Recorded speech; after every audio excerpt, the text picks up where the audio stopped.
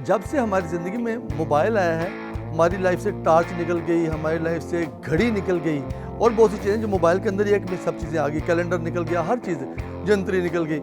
और एक दौर था जब लोग घड़ी बाकायदा पहना करते थे। एक मोटा सा आदमी, जनाब चंगा मोटा आदमी, उसने किसी पार्टी में जाना था, लेकिन उसके पास जो घड़ी थी उसका शीशा टूटा हुआ था। अब वो टूटे हुए शीशे वाली घड़ी पहन के जा नहीं सकता था, लेकिन मजबूरी थी, वो चला गया। वही घड़ी उसने पहनी टूटे शीशे वाली और चला गया उस महफिल में। उसके इर्द गिर्द दो लड़के बैठ के शरारती से, वो एक लड़के ने पूछा कि अंकल टाइम क्या हुआ है।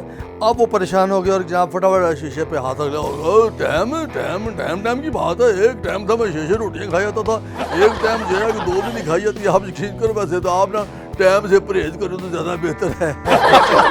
अब बैठ गया फिर। अब थोड़ी देर बाद इधर वाला लड़का बोला, कहने लगा, चाचा जी वक्त की है।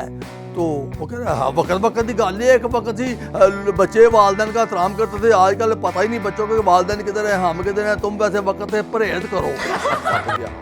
अब एक और बंदे ने पीछे से पूछा कि चाचू घड़ी ते की वजह है। कहना वटा वजह यार।